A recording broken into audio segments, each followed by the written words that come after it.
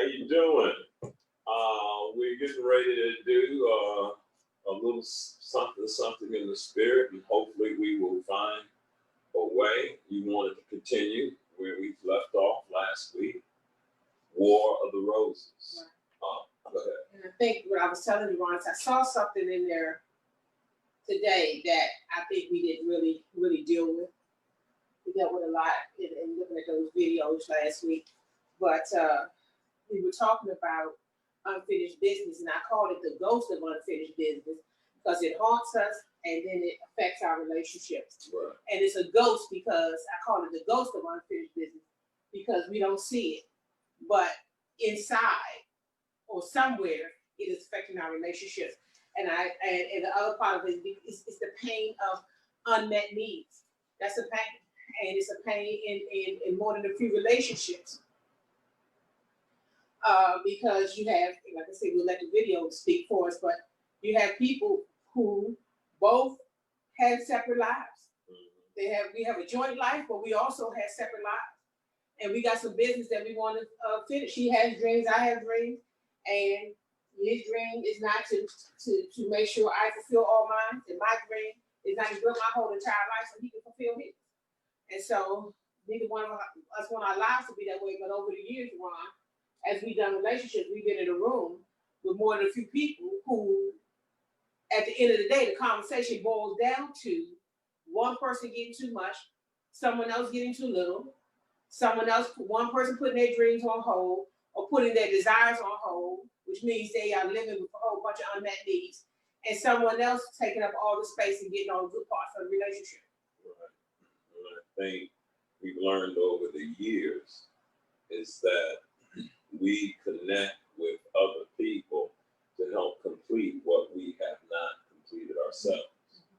And what we don't understand is that's why that line worked so well in I can't remember what it was, Tom Cruise, but he said, "You complete me." Right. He said, you complete me. And he was realizing by meeting her, she completed. And many of us, we have unfinished business, and we don't finish it once we get into the relationship. Absolutely. And as a matter of fact, I don't think we like very much that someone is trying to get their business finished on our time. Right. Because it feels like something and it looks like something all the time. Right. So one of the things that I thought about, and we will get ready to play the clip. Which one do you want to do first, Sean?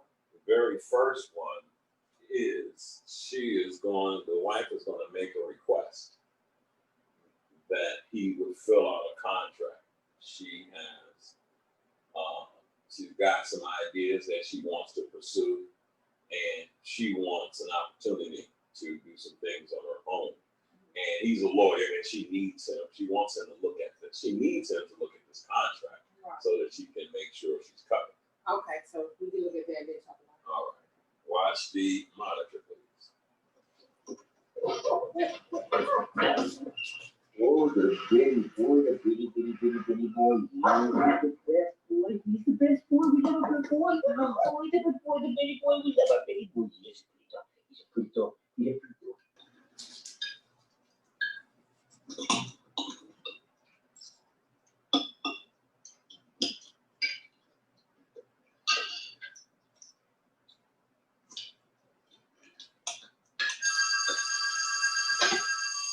Rose residence? Susan, is that for me? It's for Josh. Are you expecting a call? Jason Larrabee said he called to confirm lunch tomorrow. I'm trying to land him as a client. We're around town. He's up for a cabinet post. We should call. You will. Listen, did you get a chance to look over that contract for me? What contract? On the constant luncheon I'm doing. Oh, yeah. No, but I'll read it this weekend. Okay. No, not okay. I have to sign it tomorrow, which is why I gave it to you last week, but it's probably fine. Well, I'll read it now. So I think that I thought that when I was chosen, what's important is that she's looking at him and he's having a nonchalant response to something that means something to her. And if you notice, I don't know if they did this on purpose, but look how he connects to the dog, right? Right. He came in, he joy for the dog. You see how he's eating, he's enjoying his food. He's excited about, he has the energy or the sense of presence and a show of excitement for the possibility of a phone call. Right.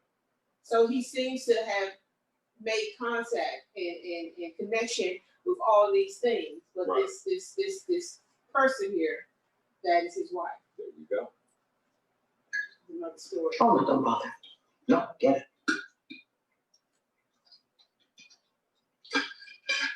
Sure.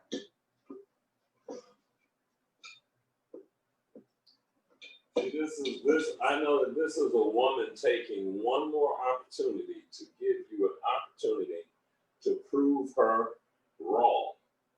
She believes that you're not focused on what should be focused on. And at that point, she's looking at him, and because he's not present, I consider that when I was a sports fan for a short time, and how I was more engulfed in my show, or more engulfed in a 60 minutes or 48 hours or a 2020 than I was in what I needed to be dealing with. I was more engulfed with, I need to get home to look at something on TV, because this is before DVRs, and then I was focused on Talita, and she had a project. And so I was always busy with myself. And so she looks at him that way. Right, she does.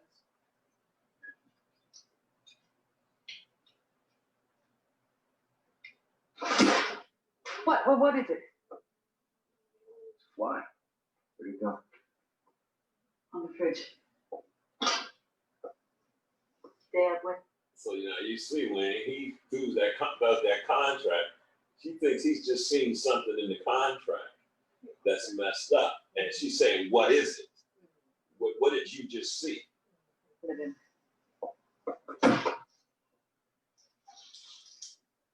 How about that?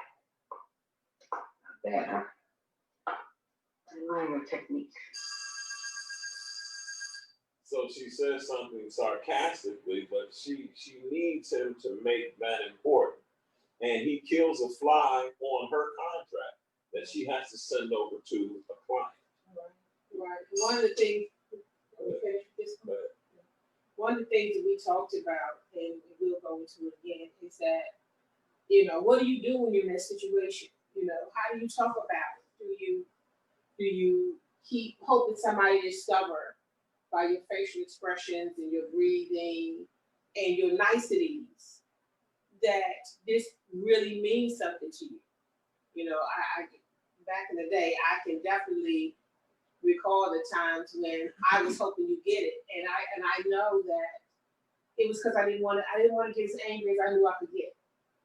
I didn't want to be that person that I needed to be in order to express to you my level of value. And I'm not talking about volume for value, but me holding back on showing a certain kind of interest, even a certain kind of irritation. Like when he said he wanted to do it the next week, and she said okay, then she said not okay. Right. That looks like the beginning of something, of someone's coming to.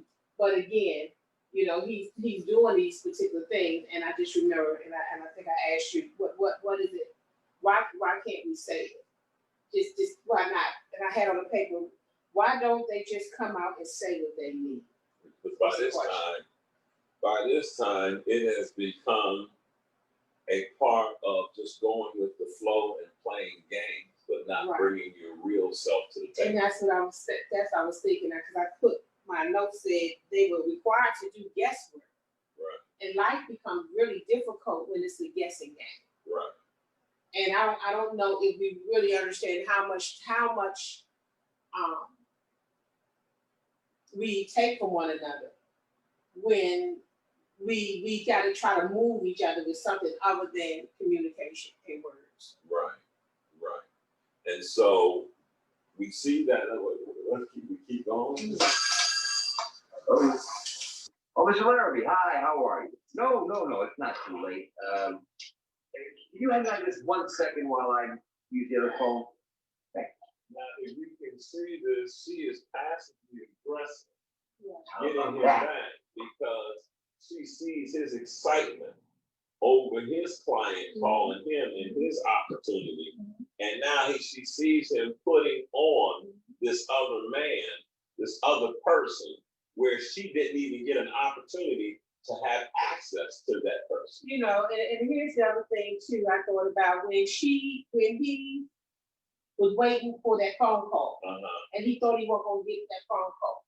Well, there's some anxiety that he was experiencing, Right. / fear that he was experiencing. So I can imagine that she's getting ready to embark on something new. Right. She's getting ready to tell him, and she didn't tell him already, which she may have, that's in the contract report, that she's gonna start do her catering business. Right. You know, and here she is needing some of that kind of support without saying, I'm nervous. Right. You know, I don't know if I'm good enough. You know, when he says he didn't call me and whatever his movement was, if someone needed to finish his sentence, he would have been saying, I don't know. It is, I may not get it, possible rejection, possible feelings of failure. And she came in and she spooked. Right. She said, he says, he'll call. He'll And she was there to be there for him. To stop that energy Right. that could have taken him somewhere, but now it's her turn. Right. And so when she sees this happening, she starts making all kinds of noise in the kitchen. Bad, huh? Learning a technique. Here we go. Oh, Mr. Larrabee, hi, how are you? No, it's not too late. Can you hang on just 1 second while I use the other phone?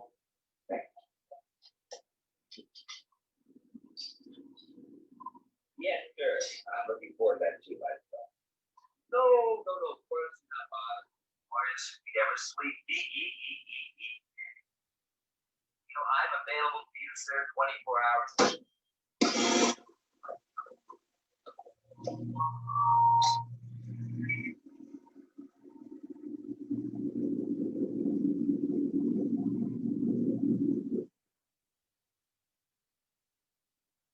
So what she's doing at this point, and I know that you felt it when I could be available to everybody but you and or my family.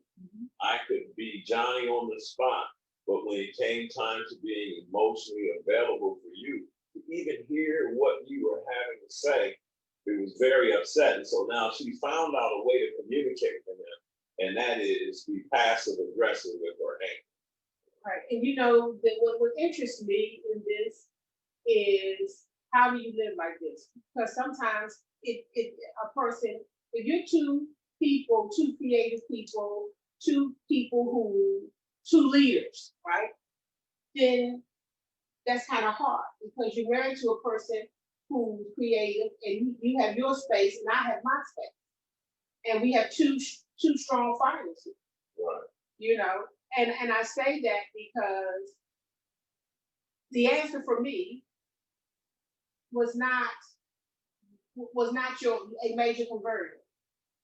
It was meaning definitely you did much better in the area of being present. You know, you get better, but that need was still unmet because you could not fulfill the whole thing without giving up your life or without certain opportunities. And this is not everyone, and some people think that it is bad for me, but I don't believe that. You know what I mean? Believe what?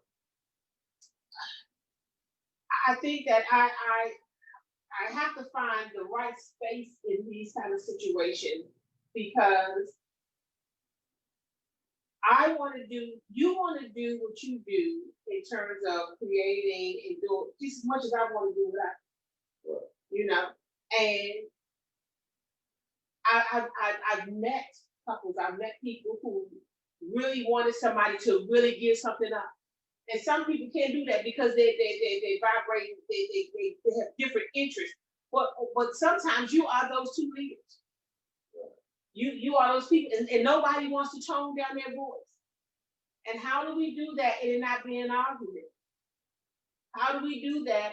You know, and years ago, this is really what I did. I wouldn't talk to my girlfriends. There were some things I just went to my girlfriend for. But you said you would talk to them. I would, and I do. I do. And first of all, I don't talk. I also handle some things with our girlfriend, who just with me, and the truth. But you know, one of the things I had to implement was, especially back when I was, I don't know if I should say misdirected, but I'm going to say been insecure. Not insecure about physical stuff back then, but insecure, indecisive, and I had not.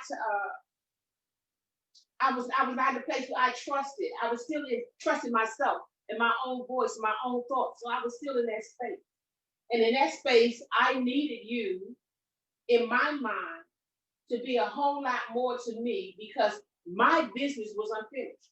Right.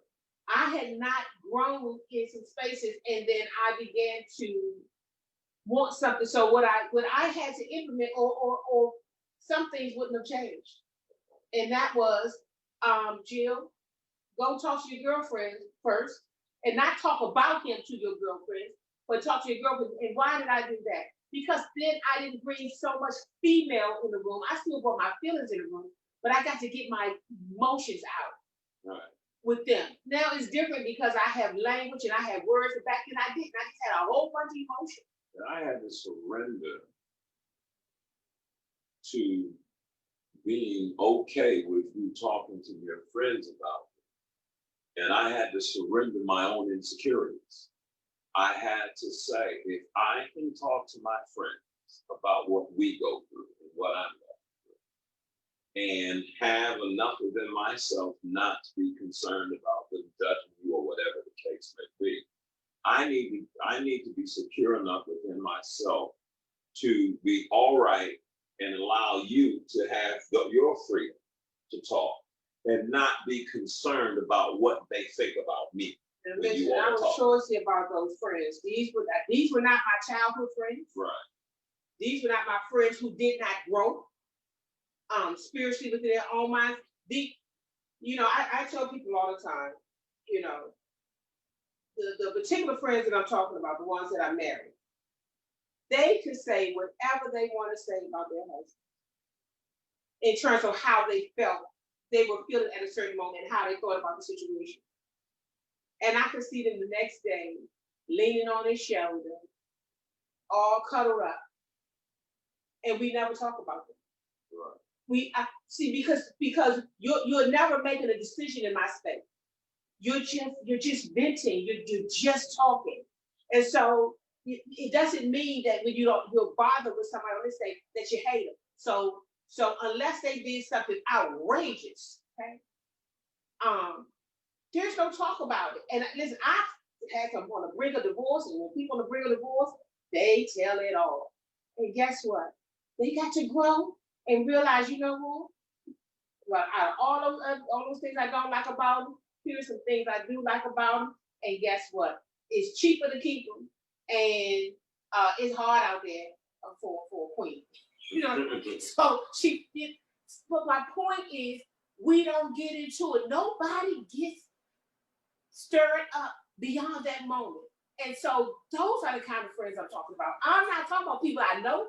I'm not talking about people I know for a long time. These are my adult friends. These were not, the ones I'm talking about, they're not my childhood friends. They were not those people who were around for a long time. And so I don't just talk to anybody and just tell them all kinds of stuff. Let's pick up where we left off. Make sure we get the right spot.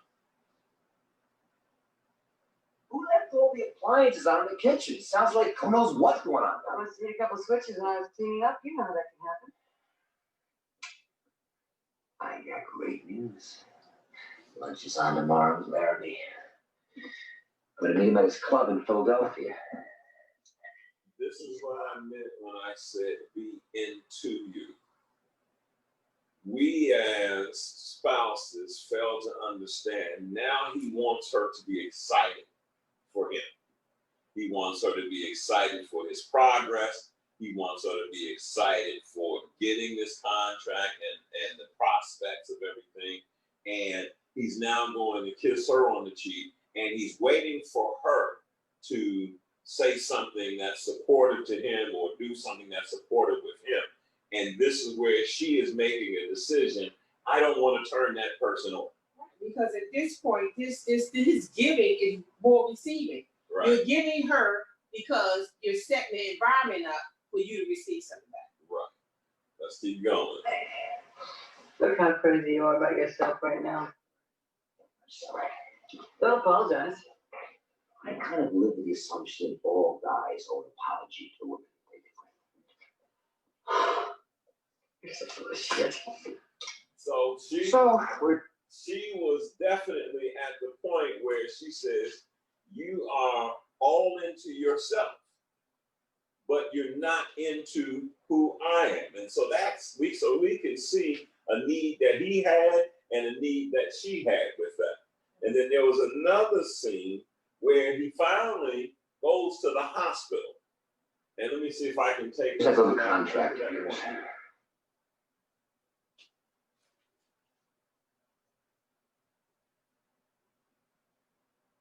I'm gonna go here. He says, let me take a look at the contract. Your mother didn't want to disturb anybody. Where am I at? Oh, it's 41. Okay, let's go back. You know, why he's doing that? Why are we doing this? And why do I think you should care? Right? Because these are things that people feel in relationships, but they don't get done. Right. It doesn't get done. No one comes to terms with what are we going to do when I'm not caring enough about what he cares about, and he's not caring enough about what I care about. What do we do? Because if you don't come up with a plan, you're just going to suppress, and as you said, you're going to suppress, and before you know it, you had depression, and then the household feels like something. Right. And when we coach couples over the years, we've done exactly what we're doing right now. We see exactly what they're experiencing, and then give them unbiased wisdom on what we see wisdom-wise, and a little something in spirit on what they can do to bring harmony in their situation, if they're willing to cooperate. Because at this point, these people are getting ready to go into their ego. They're already there. And the ego takes over, and you can no longer have compassion like that because you're only concerned about yourself. So here it is. He went to the hospital. She crushed him with her legs playing in the bed, and something ended up happening with him. And so when he goes to the hospital, he's expecting her to show up, and she doesn't show up. And so now he's catching a train.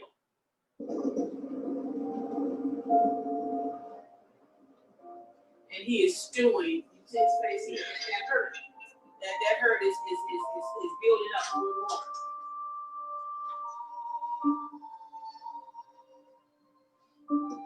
So he's been out of town in the hospital.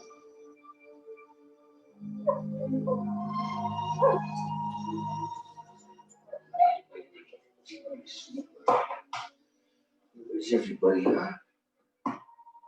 She's the only one who doesn't care about me and his family.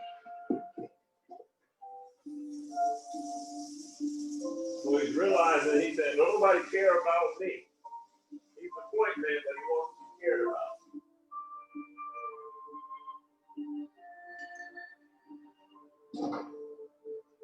Here we are.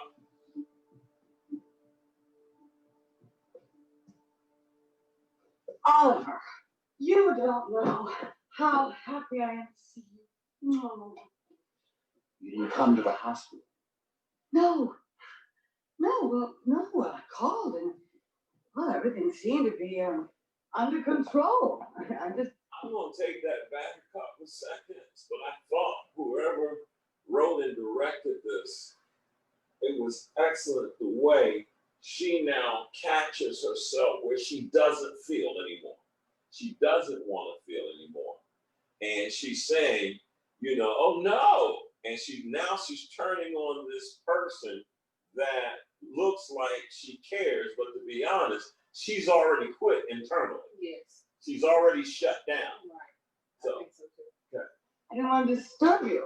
Disturb me? Well, I wasn't doing much, just dying. Oliver, you weren't dying. You didn't even call. Of course I did. I called, I talked to someone. Not to me. Well, I talked to a nurse, and she said that you weren't dying. Well, I thought I was dying. Don't you know? In case you didn't get there in time. and I think this is why it's a comedy, because he says, I wrote you a note in case you didn't get there in time. He says, I want you to care for me. This is something that is happening to me. And I want you to show this, the type of emotion that Right. fits this kind of urgency. To fit this situation, yes. I can't read your handwriting. I was on a gurney being rushed to intensive care under excruciating pain. It says, There comes a time when you now want the person to feel what you are feeling. Well, especially after you've been as scared as he probably was. Right. He's the point man who was on top most of the time, making the money. Well, not just making the money, making the business deals. Let's go. my love, by the time you receive this, I may be gone. My life was fun, full, beyond my dreams. All I have and all I am, I owe to you. You gave me courage to surpass what I know I am, strength to, well, this is where I have specs. I can't read it. The next line says, I lie here, feeling my life ebb away. I cling to your image. I will take you with me to eternity. I cherish you. I thank merciful God for you. I didn't have the strength to sign it. Why are you laughing? Because he's turning it on. Now, I'm not saying that it isn't real, but listen to this. He waits until he's almost dying to say all those things. That is not who she thinks she is to him at this point in her life. Right. And he's based on what he's been doing. And he's overran her on so many different areas. And oftentimes, and I know for me, when I wanted you now to care, but what does it mean if I have not done what I am supposed to do? It is called compassion fatigue. If one person has to care about compassion fatigue, she's given, and I get it. All she has left right, if she gave anything right now, then whatever she needs, and I'm talking about the courage, she's starting a business. That takes so much of her courage. That takes so much her mental strength, physical strength, the fear of, is it going to work? Are these people going to reject me? So all of that kind of care that could go out to other people when you're not doing anything, you need for you. And I tell you, I know that because I have two different seasons. When I don't have conferences or I'm not doing those kind of things, listen, I have all kinds, I can give, I'll do it all. I will avail myself. But when it comes when I have to be creative, I need those things that I was giving out to fight my own battles, my own critical thoughts. And so I can't be the superwoman, super person saving people. Okay, imagine my imagination maybe, but saving people from their fears.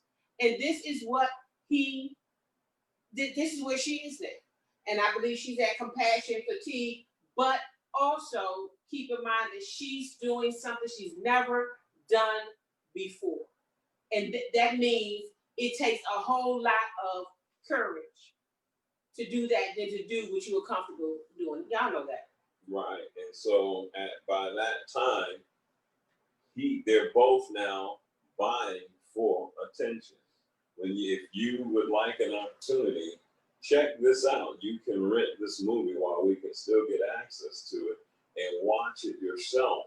But what we just did was just set up in this short amount of time what happened. You said when hurt becomes my identity, it becomes my deity, divinity, and my higher power, my thoughts, and it influences my thoughts and actions. That's it. So what we're saying here is when hurt becomes your identity, and that's how that's who you become, so to speak, it becomes your deity.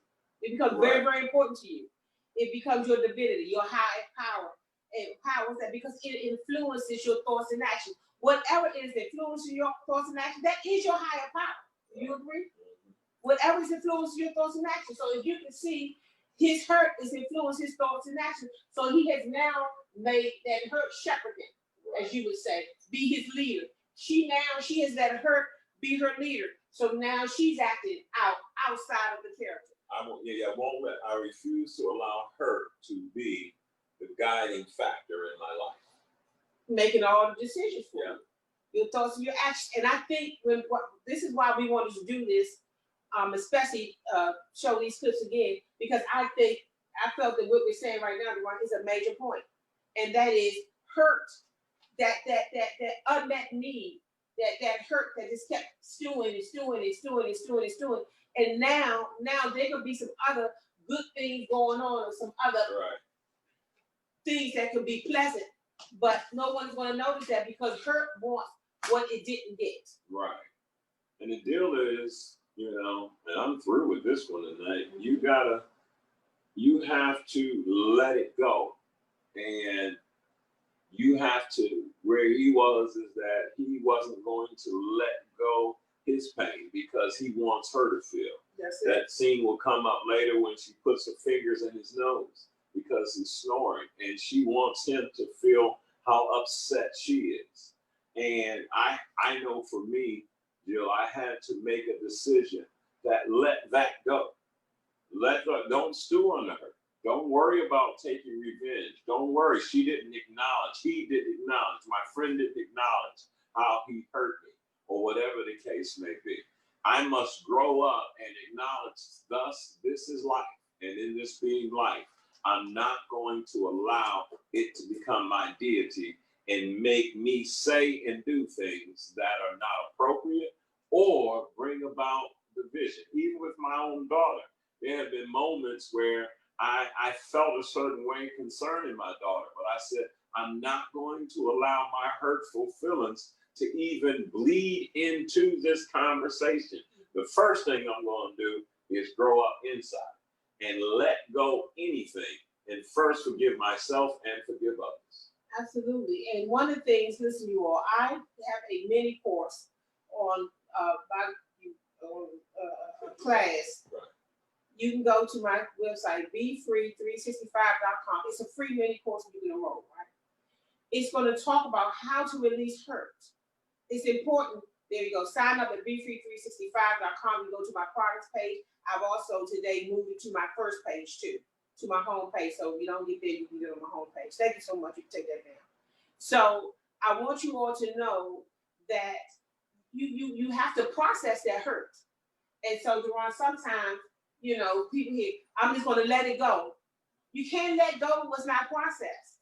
You have to actually break it down and get to the part of that hurt that is the catalyst that held it and that kept it alive. And so I read something a long time ago. It says, listen,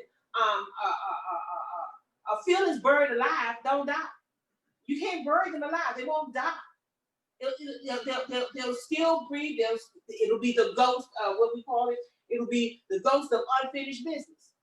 If you ever read some of my notebooks, I would just sit down if we were having a moment or something, and I would just write down how I feel. And the more I wrote down how I felt, what was going on, the more I realized, wait a minute, let me see what I'm holding on to. see what foolishness am I carrying out, and why can't I let these things go? That's when I realized I had to grow up. Right. And you know, some unfinished business is because there's no closure. Right. There's no closure. One of the things that happened before we came in here, I asked Deron a question, and I needed an answer to it. And he was, you can do this and you can do that. But I needed to know that he was okay to do something for a particular reason. And finally, I'm saying this to you for a reason. Finally, I said, listen, let me tell you how I feel. I'm worried right now. Well, he wasn't responding to me like I was worried. And I wasn't using language or, you know, I had it together. I took a nap after we finished teaching today. I took a nap. And because she was going to put you were going to put the lesson together and put together where we were, I did not have to engage. And then I'm sleeping on the couch, and then this is when you ask me the question, are you ready, or whatever we want to go over our discussion? I say yes. So we have a routine where she sits at the table and I sit at the table, or we sit there and we talk about it. Well, I don't realize that I am still looking sleep. I am still looking tired. I am still looking spent. And I am. But I don't realize how you're feeling, because I'm saying what's happening, and then you say, I'm worried. Well, because I'm asking you if you can do this, because all I see is an image. You know how he knows how he feels inside. I don't know how he feels inside. Right. Okay. So I only know what I see. And he's not saying I can't do it. And I need an answer. And then we go to the conversation, because now I have to tell him, I'm not saying this to you because I want to make sure you perform well. It is not this. I'm worried about you right now. And I don't know what this is. And I need you to tell me what this is. You know, that requires you to be vulnerable, because I started crying. When I started the conversation, I had no tears in my eyes. This is why sometimes you don't kind of want to let somebody know it means so much to you, because you got to be vulnerable. And sometimes your real thoughts and feelings, your body responds to it. But I don't use this word, but it was the truth. Right? I was worried. So we talked about it, and he said, Jill, I'm fine. I said, okay. And I said, now listen, I couldn't stop the tears. And I said, now listen, I am taking your word for it. Right. My eyes are still tearing up, still got a little something coming out. But notice, I'm taking your word for it. I just got to get my body and all the things I thought that it was, I got to now catch up with what you say it is. And I'm surrendering what I thought it was to what you say it is. But it's giving me a minute to get past what I thought I saw. Let me ask you, and right now, are you seeing that it went all right? What you were concerned about? Well, the reason why I can't respond to that, because I don't know what to say. Something went all right. That wasn't the space. Well, I think you were concerned whether my energy or something. No. My concern is that you got a situation. Right. And that never leaves me. Right. And I can never know if that is, what situation is this? Right. And my response is medicine induced? Right. Is this you're sick? Is this you're tired? So I have a big situation to face and daily. And what happened with me, and I can tell you now that I had time that I'm awake and down, is that if I'm not taking point in writing and putting it all together, then I get to relax. And so listen, I want you all to see how well this can be when no one has assumptions. No one's, and what I mean by that is, that makes so much sense to me. Okay. Oh, the other weeks when we did this, you had to be on point. Yes. You came up with everything, so you could actually step back and allow yourself to relax. And you look like you were more relaxed than usual, but I read that as, is he feeling well? And what is this? Right, because I knew, by the time I knew that the team was together for Zoom, I knew this thing was already set up and charged. I had already checked everything. Everything was in order. And you did something you don't normally do. You went right to sleep. We made one little run. You came in, normally you look at something on TV or you'll talk to me for a little bit, but you went right to sleep. And maybe, listen, now I get it. You couldn't go to sleep because you didn't have the responsibilities that you had a couple of days before. That's it. Or a couple of something before. So I wanted, I wasn't going to give all the details because he would have to do that because it's his I don't story. mind. Go ahead. But, you know, so I want you all to see that the conversation even blossomed even in front of you all even more. But when we were at the table and I'm just looking at him, in my mind, it's just saying all kinds of things. Finally, I had to say, you all right? And I already said all that before. And then I had to say to him, let me tell you, because he said, Jill, do you want me to do it? I said, let me tell you what I need to hear you say. Because you can't convince me. I'm unconvinced. I don't know where I am. I don't know what this is. I don't know whether to be scared. I don't know what to feel. I just know that I'm in some space that's not a good space for me. And I said, I need you to say this to me, that you want to do this. Right. I need you to say that. You can't say, Jill, I'm going to do it for you. Not today. Maybe on some other day, you can say that and I can jump to it. But on this day, I'm caught up in something emotionally, and I need you to tell me that you can do this. Because I don't need the responsibility of believing you're doing this for me, and I'm conflicted. And when I understood it was that serious, that's when I said, listen, I just haven't turned somebody on yet. I was asleep when you said something from upstairs. I'm literally just waking up. I was asleep, and I said, I'll be ready. And yes, I want to do this, and I'm going to do this. And so that's when I began to tell you, I've got this stuff. I've already got these things set. Everything was there. And I was able to rest. But I also knew that you had a need that you needed to know. Because when you said this, I'm trying to figure out, why would you be, why? And I asked you, what are you worried about? And you said, and I said, oh, and that's when I just said, Jill, I was asleep. Please know that I'm getting ready to make this happen. And you said, I don't want you to perform. I said, it ain't got nothing to do with performance. Right. So this all the conversation in my head, but guess what? It's he has to be able to tell me something.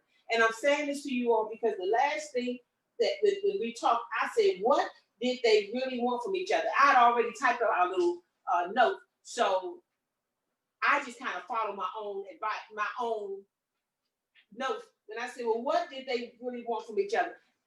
So we were going to discuss this about the movie, but then the movie happened right here for me. And I had to say, that's what you said. You said, we're having water roses right now. I said, we're having water roses right now. Not the fighting part, right. But the on two different spaces seemingly. But why am I telling you this? Because it really is communication. It really is. She had to do guesswork with him. He had to do guesswork with her. And that's too many shots in the dark.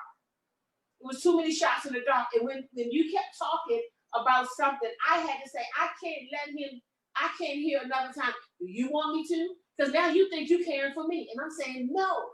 So I had to come right out and say, and what happened? My eyes started tearing up. I didn't want that. But guess what? Only way I was going to be able to get you ask that question, because I was feeling something, was for those feelings to be real. Right. To be real. And though that wasn't an angry feeling, that was a concern feeling. And by the time you told me how you felt, you know where the tears came from? What? They were actually, they were bitter relief. Really? But I'd already worked myself up. But it was a bitter relief to say, okay, I already worked myself up. While we sit at the table, but I'm not saying anything in the beginning. I'm hearing it in my head, but I'm not saying anything to him. And I just keep watching to look for a sign of not tired. And it wasn't happening. So now I said, I cannot play this peekaboo game. I got to come out with it. hey, how are you doing? How do you feel? And do not look out for me today in that kind of way, because I can do this by myself. What I need to know is if you okay. And I'm not asking you, are you okay to do this with me? I don't care about this show. Like, Right. I need to know that you are okay so I can move on. And I know the why today, and I don't know if I said it at the table. I said, I'm saving every ounce of my energy for this right here. Are you all getting how even in caring, my mind misinterpreted this? Not judging, no bad reason. But my person misinterpreted this. Right. Now that he gets to tell me, but he only gets to tell me this because I allowed myself to go into a space that I was trying to figure out at first and not say. I said, you can't figure this out. There's something going on. You're gonna have to just come right out and say it. Right. You just have to come right out and say it. Some of you all, you're gonna have to just come right out and say it. And you gotta give them the freedom to come right out and say it, and it not turn into something personal. It was, how do I help you meet your need? How do I help you meet your need? And I use the word, I need you right. to give me a definitive answer. I can't do that thing, not today. Right. Not today, I'm feeling heavy, not today. Right. And this is, but what's the bottom line? I had to express to you that this was more than just a little feeling. It was more than that to me. Something different was happening on the inside. And I had to express that to him. And if you can do that, why is that? Because then maybe it'll get somebody, they'll know how to respond to you. Remember the War of Roses, she didn't know how to respond to him. He didn't know how to respond to her in terms of how deeply concerned they were about their different areas. Right. But only communication, but being vulnerable can let you move into a space where you can have enough clear communication where the heaviness will actually leave. And as you can see, the heaviness has left. And I'm looking forward to taking a nap now and going to sleep. And so my name is Deron Cloud, and I love you, and I beat you to it. If you got, I have nothing else to say but this. Listen, if you want to go through a process of releasing her, I'm telling you, it's a mini course. That means you'll get through it probably in 2 hours, 1 hour. In 2 hours for people who like to write, because you get to make comments and you get to engage if that's what you want to do. But I'm telling you, look at it. You go once, look at it 2 or 3 times. I wrote it, and I still go over it every day because it actually does help me. I'm going to take it myself. I'm going to, and listen, you all, we are in a season where we're all grieving for different reasons. Yes, and if you don't understand what I'm mourning, what I'm letting go, if you don't understand these different things, then you will not be able to be free. But this right here, as leaders and preparing the next generation and those who are following and saying what we're doing right now, this good grief is going to help you, because you're not going to get just the book that you wrote in 03 or 04. I wrote a book in 2013. But so much has happened to me, which means I was able to process. That's all I want to be able to say that. Yes, thank you. You're not going to be able to get what we have gone through and what she has gone through, because while we were talking about it today, and I said, well, Jill, the real deal is when you go back and look back, like when I do my thing on depression, Lord willing, you get to see what you have lived out, what you committed to. And when you sign up for this course, I guarantee you, if you learn how to understand what it is that you're feeling and put them into some form of words and put them in some form of concept, it will free you up, because it will bring healing. So I'm encouraging you to take this course that she is going to put out. Did y'all hear what I say? It's free. It's free. I'm not even going to get you in there and then say, you got to give me X, Y, and Z. It's free, but it's a mini course. And of course, sometimes our situations are much deeper, and there'll be an opportunity to go deeper. Not on that course, but to go deeper. But for right now, listen, listen, you got to know the process of dealing with your hurt so that you can live the life, the passion, the power, and the purpose of your life. You need all those things back in your possession again. And I believe this will help you do it. BeFree365.com. Go there, products page if you want to, or just go to the first page and you'll see it and enroll. And that was a little something in the spirit. And this was brought to you, was it soldiers or something? Yes, this is soldiers. So what we didn't say is, listen, if you want to know how can I be a blessing, God, how can I give back after these people have blessed me, or for God to bless me through these people, you can go to kidseatfreenow.com and you can go to that, hit the donate button and give a little something to kidseatfreenow.com, because what does that do? That allows us to continue to pay it forward, and keep this thing going so that this nation can be healed by people of the light, right? Amen. God bless you all. Bless. Love you, and we beat you to it. And I pray that something was said in the spirit that will help you find harmony within your soul.